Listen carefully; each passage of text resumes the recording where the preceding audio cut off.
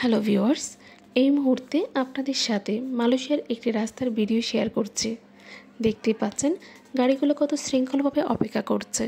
Overtake করার মতো যথেষ্ট জায়গা থাকা সত্ত্বেও সেটা করছে না।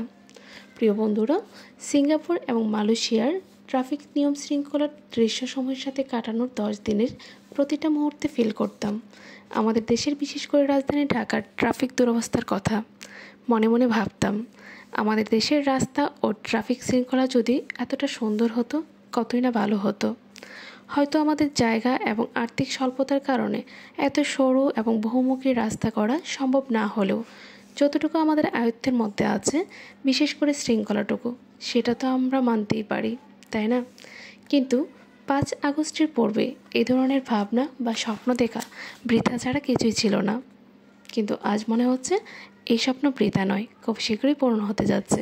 হ্যাঁ বন্ধুরা, আমাদের প্রিয় ছাত্রছাত্রী ভাই ও বোনেদের রাস্তায় দাঁড়িয়ে ট্রাফিক পুলিশের ভূমিকা পালন করা এবং রাস্তায় ময়লা পরিষ্কার করার দৃশ্যই মনে করে দিচ্ছে এই স্বপ্ন বৃথা নয়। আমাদের বিদেশ ফেরত বা স্বপ্ন দেখার 40-50 দিনের মধ্যেই এর অনুরূপ কিছু হচ্ছে বা আরও ভালো কিছু হতে যাচ্ছে, জাস্ট বিশ্বাস করতে পারছি না।